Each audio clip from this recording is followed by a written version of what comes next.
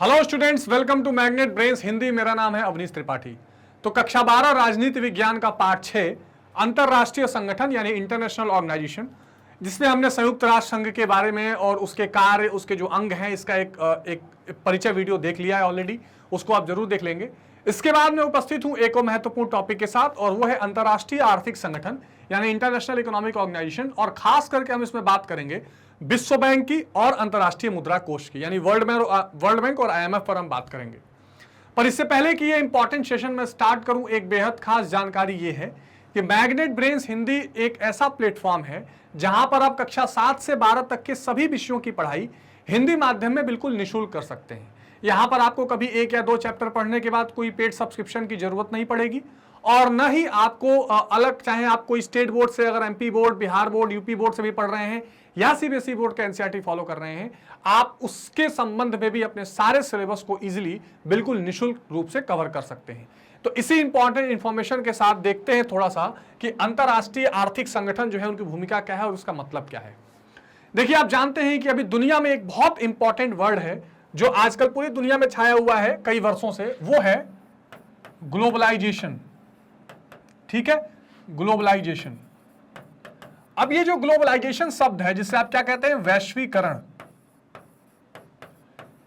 या सार्वभौमिकरण, इस ग्लोबलाइजेशन ने पूरी दुनिया में क्या किया हुआ है, पूरी दुनिया में सबको एक साथ सामाजिक, आर्थिक, सांस्कृतिक सभी रूपों से जोड़ रहा है।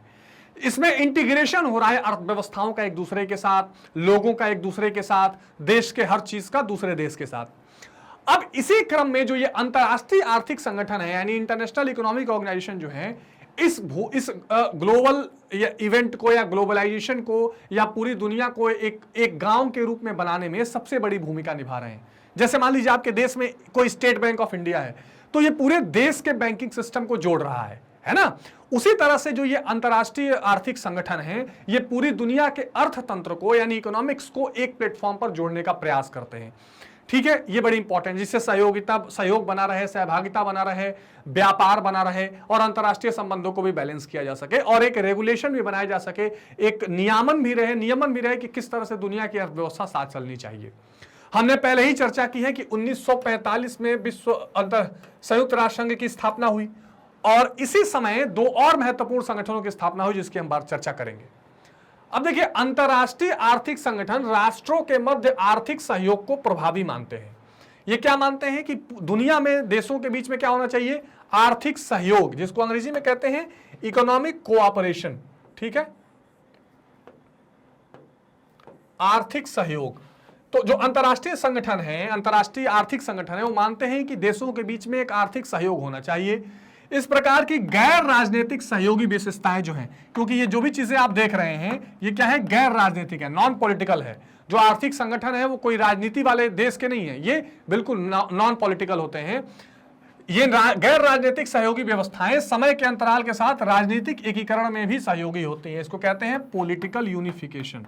अब क्या मतलब है, देखिए होता क्या है कि ये जो संस्थाएं हैं जिसकी चर्चा मैं आपसे करूंगा, विश्व बैंक, अंतरराष्ट्रीय मुद्रा कोष, या मान लीजिए आगे के टॉपिक में अंतरराष्ट्रीय व्यापार संगठन, ये अपने आप में एक नॉन पॉलिटिकल संस्थाएं, इसमें राजनीति का मतलब नहीं होता है। लेकिन जो इसका कार्य है, जो इसका लोगों को आपस में जोड़ने की प्रक्रिया है, उससे राजनीतिक एकीकरण यानी दुनिया का जो जियोपॉलिटिक्स है, दुनिया के जो आपसी राजनीतिक संबंध हैं, वो भी स्ट्रांग इससे बनते हैं, क्योंकि कई देश इसमें जुड़े होते हैं। तो ये गैर राजनीतिक सहयोगी व्यवस्थाएं राजनीतिक एकीकरण में भी महत्वपूर्ण भूमिका निभाती हैं।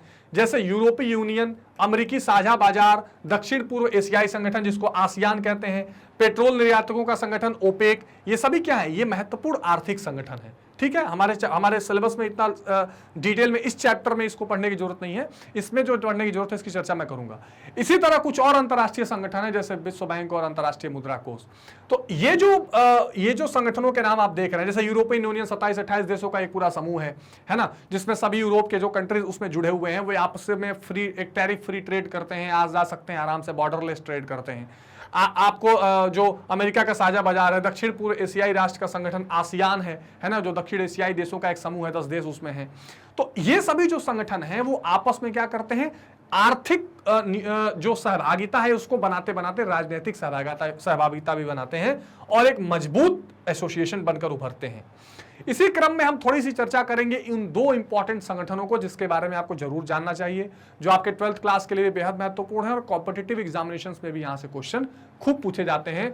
तो सबसे पहला आता है अंतरराष्ट्रीय मुद्रा कोष। अब एक चीज समझिए, जब 1945 में संयुक्त राष्ट्र संघ बनाया गया तो यह कोशिश की गई कि पूरी दुनिया में शांति की स्थापना की जाएगी। इसके साथ साथ पूरी दुनिया में शांति की स्थापना तभी हो सकती है जब क्या होगा, socio economic development. Socio economic development, इसको हिंदी में क्या बोलेंगे, सामाजिक आर्थिक विकास पूरी दुनिया का होना चाहिए। तो ब्रेटन वुड्स शहर में एक कॉन्फ्रेंस हुआ और यह माना गया कि भाई हमारे पास कुछ ऐसे संगठन होने चाहिए जो गरीब देशों को या जरूरतमंद देशों को आर्थिक सहायता प्रदान करें, और दूसरा जो एक ऐसी संस्था भी होनी चाहिए जो तत्काल रूप में या इमरजेंसी रूप में अगर कहीं शॉर्टेज है फंड्स की तो एक लोन प्रदाता के रूप में और दुनिया के आर्थिक तंत्र को एक तरह से उस पर पकड़ बनाने में काम आए। अब उसी समय द्वितीय विश्व युद्ध भी खत्म हुआ था और दुनिया के कई सारे देश गुलामी से आजाद भी हो रहे थे। तो यहां पर बहुत ऐसी कंट्रीज थी, there were number of countries whose socio economic conditions was very poor to survive. Hence it was felt that there should be a system which can grant them a help, which can assist them in the coming future for their development. तो यह आवश्यकता महसूस की गई कि भाई भविष्य में एक ऐसी व्यवस्था होनी चाहिए जो इस तरह के देशों की आर्थिक रूप से सहायता करे। तो इस ब्रेटन वुड कॉन्फ्रेंस के बाद दो इंपॉर्टेंट संस्थाओं का नाम निकल कर आया और वो दो इंपॉर्टेंट संस्थाएं आई जो आज भी प्रभावी रूप से काम कर रही हैं पूरी दुनिया में। ठीक, तो पहले वो संस्था कौन थी, पहली वो बनी विश्व बैंक। एक्चुअली ये विश्व बैंक समूह है, विश्व बैंक समूह जिसमें 5 इंस्टीट्यूशंस हैं, लेकिन इसमें से दो जो इंस्टीट्यूशन हैं IBRD और IDA, अभी इसके बारे में चर्चा करेंगे। एक तो ये बना और दूसरा बना अंतरराष्ट्रीय मुद्रा कोष। अंतरराष्ट्रीय, ठीक है, मुद्रा कोष जिसको अंग्रेजी में कहते हैं IMF, इंटरनेशनल मॉनेटरी फंड। ठीक है, ये दो महत्वपूर्ण संस्थाएं बनी। अब ये जैसे आप देख रहे हैं इसको बोलते हैं international bank for reconstruction and development, इस पर चर्चा करेंगे, और एक इंटरनेशनल डेवलपमेंट एसोसिएशन। ये जो बना ये विशेष करके गरीब देशों के लिए, विशेष करके असहाय देशों के लिए बहुत कम इंटरेस्ट रेट पर लंबे अवधि का लोन देकर उनको सहायता प्रदान करने के लिए बनाया गया। ठीक, और ये जो IMF बना, ये बना कि अगर अचानक इमरजेंसी में किसी देश में मान लीजिए फॉरेन एक्सचेंज, विदेशी मुद्रा की कमी हो जाए, वो देश बर्बाद होने के कगार पर आ जाए, दिवालिया होने के कगार पर आ जाए, तो ये अंतरराष्ट्रीय मुद्रा कोष उसको शॉर्ट टर्म लोन दे और साथ साथ में कुछ ऐसे कंडीशंस भी उस देश में बनाए जो वहां आर्थिक सुधार कर सके, है ना। ये अभी हम देखेंगे। तो ये दो इंपॉर्टेंट आर्थिक संगठनों की आज हम चर्चा करेंगे और थोड़ा सा समझने का प्रयास करेंगे।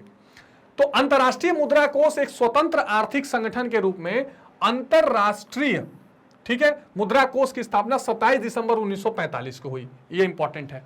इसकी स्थापना अंतरराष्ट्रीय द्रव्यता को निराकरण और अंतरराष्ट्रीय मौद्रिक स्थिरता, ये दिस इज वेरी इंपॉर्टेंट, इस वर्ड को आप जरूर नोट कर लेंगे। और ये जो वर्ड है अंतरराष्ट्रीय,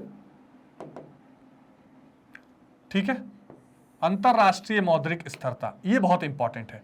तो यहां पर क्या बताया गया कि पूरी दुनिया में अगर लिक्विडिटी यानी तुरंत पैसे की जरूरत पड़े उसको मेंटेन रखने के लिए और इंटरनेशनल मॉनेटरी की या अंतरराष्ट्रीय मौद्रिक की जो स्थिरता है ना, उसको बनाए रखने के लिए, तो ये IMF को इसलिए बनाया गया। स्थिरता बनाए रखने का मतलब क्या है, ऐसा ना हो कि कहीं डॉलर की किसी देश में कीमत एकदम बढ़ जाए, कहीं एकदम घट जाए, एक देश की मुद्रा दूसरे देश की मुद्रा में कोई मैच न रहे, इंटरनेशनल ट्रेड हो रहा है 5 रुपए में और उसकी वैल्यू 50 रुपए ना हो जाए।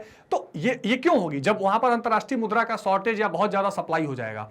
तो इसको बनाए रखने के लिए, इसमें रिजिडिटी बनाए रखने के लिए ये IMF की स्थापना की गई। इसका लक्ष्य अंतरराष्ट्रीय मौद्रिक सहयोग को बढ़ावा देना, यानी क्या करना, जो मॉनेटरी कोऑपरेशन है, इंटरनेशनल मॉनेटरी कोऑपरेशन है, इसको बनाए रखना।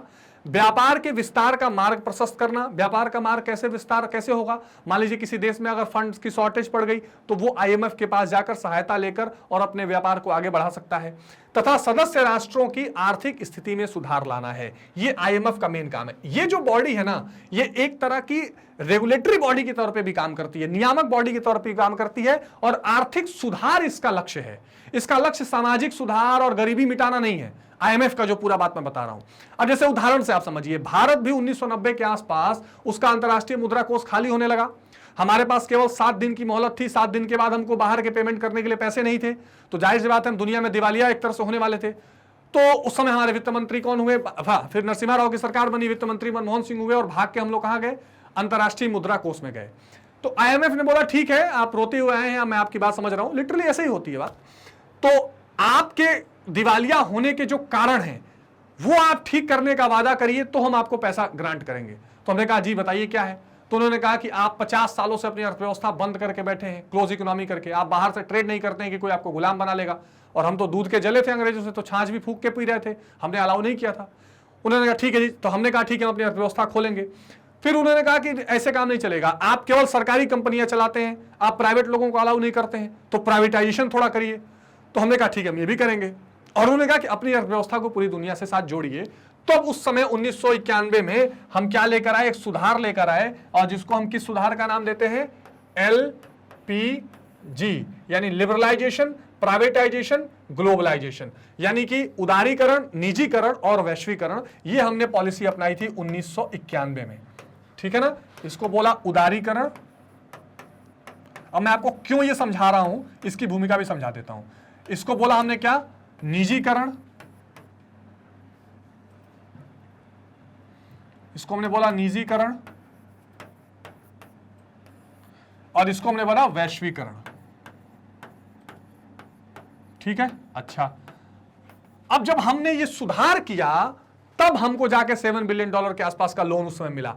अब देखिए, ये सुधार करने के बाद हमको क्या मिल रहा है? लोन मिल रहा है। इसका मतलब आर्थिक सुधारों के प्रति आईएमएफ सजग है। वो चाहता है आप अपने आर्थिक सुधार करिए, आप हमसे केवल पैसा लेके और बार बार अर्थव्यवस्था को बर्बाद करते जाएंगे, हम इसलिए पैसा नहीं देंगे। So any country who is ready to follow the guidelines of IMF, IMF उसको कर्जा देता है या पैसा देता है। दूसरा, आईएमएफ का एक और विशेषता आप ध्यान रखिए कि ये कोई राहत कोष नहीं चलाता है, इसको अच्छा खासा इंटरेस्ट रेट वसूलता है और एक समय अवधि के लिए लोन देता है, बहुत बड़े बड़े लॉन्ग टर्म लोन नहीं देता। तो जनरली इसके पास लोग इमरजेंसी में जाते हैं, और अब चूंकि इमरजेंसी में नाव बचाने वाला यही है, तो लोग इसके पास जाते हैं तो फिर अपनी अर्थव्यवस्था को ठीक रखने का भी प्रयास करते हैं। हमने भी एलपीजी पॉलिसी अपनाई और हमारी इकोनॉमी वहां से बहुत बूम हुई, इसमें कोई शक नहीं है। तो ये कंडीशन आईएमएफ की है कि वो अंतर्राष्ट्रीय मौद्रिक स्थिरता को बनाए रखे और आर्थिक सुधार लाने के लिए भी लगातार क्या करे? प्रयासरत रहे। अब इसके उद्देश्य की देख लीजिए एक बार बात। तो अंतरराष्ट्रीय मौद्रिक समस्याओं पर विचार करना, मान लीजिए अगर इंटरनेशनल कोई इकोनॉमिक क्राइसिस चल रहा है, कोई मंदी चल रही है, कोई महंगाई चल रही है, उस पर वो विचार करता है, और सहयोग के माध्यम से अंतरराष्ट्रीय मौद्रिक सहयोग को बढ़ावा देना, अंतरराष्ट्रीय व्यापार के विस्तार तथा संतुलित समृद्धि के माध्यम से रोजगार और आय के अवसर में वृद्धि करना। तो बार बार ये अपने रिपोर्ट्स के माध्यम से, अपने असेसमेंट के माध्यम से, अपने सुझावों के माध्यम से पूरी दुनिया के जो मैक्रो इकोनॉमिक स्थिति है, जो समष्टिगत अर्थशास्त्र की समस्याएं हैं, इन पर बातचीत करता है। आय और रोजगार कैसे बढ़ाया जा सके, इंटरनेशनल ट्रेड को और अच्छा कैसे बनाया जा सके, बैलेंस ट्रेड संतुलित समृद्धि, ऐसा ना हो कि कहीं खूब महंगाई चल रही है, कहीं खूब मंदी चल रही है, ऐसा ना हो, इसकी ये बार बार चिंता करता है और इसके दिशा में प्रयासरत रहता है, ठीक है। उसके बाद विनिमय स्थिरता को बढ़ावा देना। विनिमय स्थिरता क्या होती है? एक्सचेंज रेट जिसको बोलते हैं। अब थोड़ा सा शॉर्ट में अगर मैं आपको समझाऊं, जैसे मान लीजिए कि हम बोलते हैं ना कि $1 बराबर, मान लीजिए लेट सपोज 80 रुपीज, तो ये 80 रुपीज क्या हो गया? डॉलर का एक्सचेंज रेट हो गया, है ना। अब ये हमें अब क्या होगा? मान लीजिए अगर $1 की कीमत अचानक 800 रुपया हो जाए, इसका मतलब क्या हुआ? इसका मतलब ये हुआ कि भाई किसी के पास डॉलर है नहीं, इसलिए वो मुंह मांगा पैसा डॉलर के लिए कोई मांग रहा है। तो आईएमएफ ये प्रयास करेगा कि सभी देशों के पास कम से कम मुद्राएं रहें कि वो अंतर्राष्ट्रीय जो विनिमय है, जो एक्सचेंज रेट है, उसको नॉर्मल बनाए रख सके। अगर नहीं बनाएगा तो फिर पैसे की वैल्यू खत्म हो जाएगी और क्राइसिस आ जाएगा। सदस्यों के मध्य भुगतान की बहुपक्षीय व्यवस्था की स्थापना करना, यानी जो देश आपस में ट्रेड कर रहे हैं वो कई माध्यमों से आपस में लेन देन कर सकें, इसकी व्यवस्था ये करने का प्रयास करता है ना। कई और मुद्राओं में लेन देन हो जाए, जिस तरह से भी सुगमता हो जाए वो करने का प्रयास करता है। कोष के संसाधनों को सदस्य राष्ट्रों को उपलब्ध कराना ताकि वे अपने भुगतान संतुलन की विसंगति को दूर कर सकें। तो अंतर्राष्ट्रीय मुद्रा कोष जो है, इंटरनेशनल मॉनेटरी फंड, इसका अपना एक कोष होता है जिसको SDR कहते हैं, स्पेशल ड्रॉइंग राइट्स, ठीक है, एक्चुअली ये कोई करेंसी नहीं है, ये 5 करेंसी से मिलकर बना हुआ है। और इस स्पेशल ड्राइंग राइट्स में जिस देश की जैसी भागीदारी होती है उसको एक कोटा दिया जाता है कि ये देश इतना पैसा इसमें से ले सकता है, जिसमें 5 करेंसीज होती हैं। तो इसका प्रयास हो सकता है कि अगर कोई भी सदस्य राष्ट्र में कोई अपने भुगतान संतुलन में विसंगति हो गई, भुगतान संतुलन बोलते हैं बैलेंस ऑफ पेमेंट को, इसका मतलब विदेशों से कितना पैसा देना है और कितना पैसा लेना है इसका हिसाब किताब। तो मान लीजिए कोई ऐसा देश है जिसको खाली देना ही देना है और पैसा उसके पास है ही नहीं, और दुनिया में कई लोगों को पैसा देना है, तो इस बैलेंस ऑफ ट्रेड की बैलेंस ऑफ पेमेंट की क्राइसिस को कौन ठीक करेगा? आईएमएफ उसमें हेल्प करता है, उसको लोन देता है कि ठीक है आपके पास कर्जा हो गया है, डॉलर नहीं है, ये हमसे स्पेशल ड्राइंग राइट से कोई भी करेंसी ले लीजिए, जो हमारे 5 करेंसी भी चर्चा करूंगा, और अपना लोन चुका दीजिए और आर्थिक सुधार अपने यहाँ करिए। तो ये आईएमएफ का हमेशा क्या रहता है? एक लक्ष्य रहता है। अब देखिए ये आपके 5 जो है, यूएस डॉलर, यूरो जो होता है यूरोपियन यूनियन का, और इसके अलावा चाइनीज का जो करेंसी है रेनमिबी, उसके अलावा जापान का येन और ब्रिटिश का पाउंड। यानी आप फिर से लिखना चाहें तो डॉलर, ठीक है, यूरो, ठीक, इसके अलावा रेनमिबी जो चाइना की है, ठीक है, येन जो जापान का है, और पाउंड। ये 5 वो करेंसीज हैं जिसको आप क्या कर सकते हैं, इंग्लैंड का, जिसको आप स्पेशल ड्राइंग राइट्स इन 5 करेंसीज से मिलकर बनी है, जिसमें सबसे ज्यादा वैल्यू यूएस डॉलर की है, सबसे कम पाउंड की है, और इन 5 करेंसीज को वो अपने यहां से देता है। इस 5 तरह की करेंसीज को मिला के एसडीआर रहता है, जिसके माध्यम से पूरी दुनिया में मदद करने का कार्य करता है। कोष द्वारा सदस्य राष्ट्रों को वैदेशिक मुद्रा ऋण के रूप में दी जाती है। अब इसी के पास जो अपना फंड बना हुआ है, इसमें से वो लोन देता है। सदस्य राष्ट्रों को ऋण उपलब्ध कराया जाता है। कोष द्वारा सुनिश्चित किया जाता है कि राष्ट्र प्रारंभिक मूल्य की तुलना में अपने विनिमय दर में 100% से अधिक का परिवर्तन न लाए। यह भी कोशिश किया जाता है कि विनिमय दर में एकदम चेंज ना हो जाए। जैसे अभी मैंने आपको एग्जांपल दिया, मान लीजिए कि $1 की वैल्यू अगर मान लीजिए 50 रुपए है, तो ऐसा ना हो कि ये 100 रुपए हो जाए, यानी 100% का चेंज इसमें नहीं होना चाहिए। और ये तभी होगा जब उसके पास अंतर्राष्ट्रीय मुद्राएं रहेंगी। तो कोशिश करता है आईएमएफ की सभी सदस्य राष्ट्रों के पास ये मुद्राएं रहें। कोष द्वारा क्षतिपूरक वित्तीय सुविधा भी उपलब्ध कराई जाती है।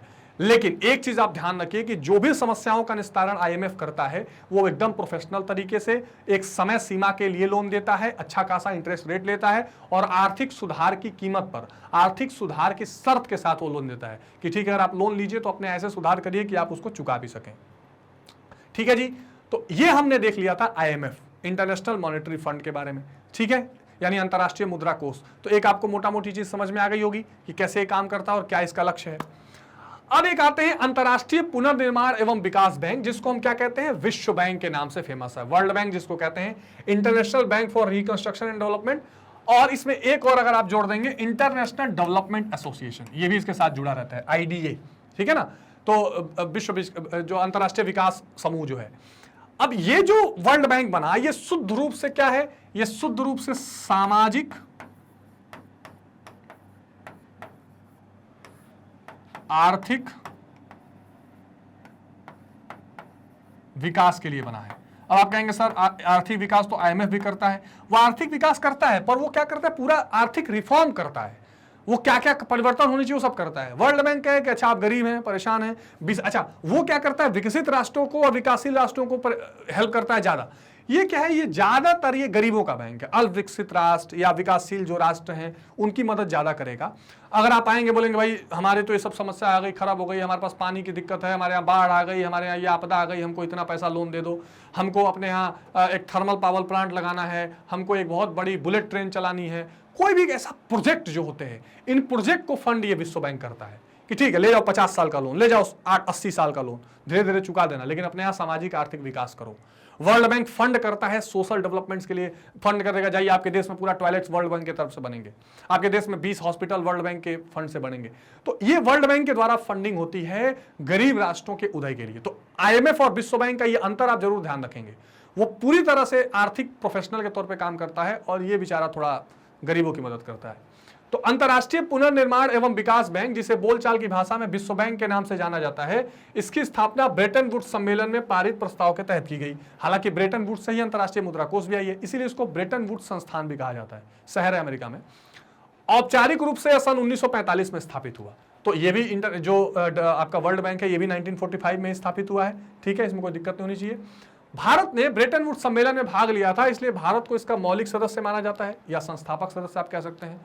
नवंबर 1997 से यह संयुक्त राष्ट्र के विशिष्ट अभिकरण के रूप में काम करने लगा, तो इसलिए हमने इसको चैप्टर में लिया भी है कि ये वर्ल्ड बैंक जो है ये यूएनओ के ही एक एजेंसी के रूप में अब काम कर रहा है, और यूएनओ तो सामाजिक आर्थिक विकास में, इसके सदस्य केवल वही राष्ट्र बन सकते हैं जो अंतर्राष्ट्रीय मुद्रा कोष के सदस्य हैं। तो जो आईएमएफ के सदस्य हैं वो भी वही इसके भी सदस्य होंगे। आईएमएफ वहां से सब देखभाल चेकिंग करता रहता है कि किसकी क्या स्थिति चल रही है, और वर्ल्ड बैंक उनको सहायता देता रहता है। अब इसके कार्य को देखें तो इसी को ध्यान में रखकर बैंक राष्ट्रों को ऋण प्रदान करता है, बैंक राष्ट्र को ऋण प्रदान करता है। बैंक द्वारा ली जाने वाली ब्याज की दर अत्यंत कम होती है, ये सबसे इंपॉर्टेंट ध्यान रखिए। बैंक में जो ब्याज की दर है ये सबसे कम होती है। आईएमएफ ऐसा कुछ नहीं करता, चाप के ब्याज लेता है, उसको कमाना है। यहां पर क्या है, इसका उद्देश्य कमाना नहीं है, देश के विकास का है। अपने स्थापना के कुछ समय तक बैंक भुगतान संतुलन की समस्या के निराकरण मान्य प्रकार के ऋण उपलब्ध कराता रहा, परंतु हाल के वर्षों में बैंक का दृष्टिकोण उदारवादी हो गया है। ये वेरी इंपॉर्टेंट ये शब्द है, ठीक है। पहले क्या था, ये भी मान लीजिए किसी का बैलेंस ऑफ पेमेंट खराब हो गया तो पैसा देता कि ठीक है ले जाओ बैलेंस ऑफ पेमेंट, आपको कहीं पेमेंट करनी है दे देना। लेकिन अब और उदारवादी हो गया है। अब ये जो भी गरीब लोग आते हैं कि हमको ये चीज बनाना है, ये प्रोजेक्ट बनाना है, ये करना है, उसको और पैसा देता है, तो यहां से पैसा लेना थोड़ा सा आसान रहता है। लेकिन ये लॉन्ग टर्म लोन्स देता है, ये छोटे मोटे इमरजेंसी के लिए नहीं देता है। इसके द्वारा आर्थिक समृद्धि के लिए भी तमाम कर्ज दिए गए हैं। इकोनॉमिक ग्रोथ अगर आपको करनी है, मतलब मान लीजिए आपको कुछ फैक्ट्रीज लगानी है, कुछ ऐसा करना है जिससे इकोनॉमिक ग्रोथ कैसे होगी, आर्थिक विकास कैसे होगा, जब देश में प्रोडक्शन होगा, प्रोडक्शन से एम्प्लॉयमेंट या जिसको कह सकते हैं रोजगार की उत्पन्नता होगी, तो रोजगार मिलेगा तो आय बढ़ेगी, आय बढ़ेगी तो खर्च होगा, तो जो खर्च होगा उससे दूसरे को इनकम मिलेगी, सरकार को टैक्स मिलेगा। ये सारा साइकिल है ना, तो इस साइकिल को मेंटेन करने के लिए पैसा देता है। या परियोजना के निर्माण में भी सदस्य राष्ट्र की सहायता करता है। परियोजना मतलब मान लीजिए कोई राष्ट्र प्रोजेक्ट लेके गया, मैंने अभी जैसे आपसे एक ये एग्जांपल दिया था कि भाई मुझे अपने देश में स्वच्छ भारत मिशन चलाना है और 1 करोड़ टॉयलेट्स बनाने हैं लेट सपोज, और इसलिए हम चाहते हैं कि वर्ल्ड बैंक हमको उसके लिए फंडिंग कर दे। या मान लीजिए हमको 10-20 डैम बनाने हैं सूखा को हटाने के लिए, है ना, नहरें बनानी है, तो इस तरह के प्रोजेक्ट्स में भी वर्ल्ड बैंक सहायता करता है। तो यहां समझ में आ गया होगा आपको, कोई इसमें कंफ्यूजन तो नहीं है, डाउट तो नहीं है। तो ये बहुत इंपॉर्टेंट रूप से 2 संस्थाएं मैंने आपसे शॉर्ट में डिस्कस की हैं, विश्व बैंक और अंतर्राष्ट्रीय मुद्रा कोष, जो दुनिया भर में अंतर्राष्ट्रीय जो आर्थिक समृद्धि है उसको बनाने का प्रयास करता है, आर्थिक स्थिरता यानी कि इकोनॉमिक स्टेबिलिटी बनाने का प्रयास करता है, और जरूरतमंद राष्ट्रों के हेल्प भी करता है, पर उसके अपने शर्त हैं। इन शर्तों पर भी एक बहस हो सकती है कि भाई ये एक पूंजीवादी ट्रैप में सबको फंसाने का प्रयास है, लेकिन वो एक अलग विषय है। इस संस्थाओं के बारे में बेसिक जानकारी मैंने आपको दी, आई होप कि समझ में आया होगा। इसमें कोई डाउट, समस्या, परेशानी हो तुरंत कमेंट बॉक्स में अभी बता दीजिए। एक बात का और ध्यान रखिए कि मैग्नेट ब्रेन्स एक ऐसा प्लेटफॉर्म है जहां पर आप हिंदी मीडियम, अंग्रेजी मीडियम, कंपटीशन की एग्जामिनेशन या आईआईटी जेईई जैसे सभी कोर्सेज को 100% निःशुल्क पढ़ सकते हैं। ये जितने कोर्सेज आप देख रहे हैं ये सब कोर्सेज आप यहाँ पर फ्री में पढ़ सकते हैं, चाहे हमारी वेबसाइट से पढ़िए, प्लेलिस्ट पे पढ़िए, यूट्यूब पर पढ़िए। आपको इसके लिए ना कोई कूपन कोड चाहिए, ना कहीं कुछ खरीदना है, ये 100% फ्री है। हाँ, सभी जानकारियों के लिए आप हमारे social media account YouTube, Facebook, Instagram, Twitter और टेलीग्राम से जुड़ सकते हैं मैग्नेट ब्रेन्स के नाम से। मैग्नेट ब्रेन्स हिंदी पर आप कक्षा 7 से 12 तक तो निःशुल्क पढ़ ही रहे हैं। बस एक छोटा सा काम करना है कि आप लाइक, शेयर और सब्सक्राइब करते रहिए, ताकि ज्यादा से ज्यादा वीडियोस हम आप तक लेकर आते रहें और आपकी पढ़ाई को और क्या बनाते रहें, आसान बनाते रहें। तो मिलते हैं स्टूडेंट्स अगली वीडियो में, तब तक अपना बहुत ध्यान रखिए। Take care, bye bye.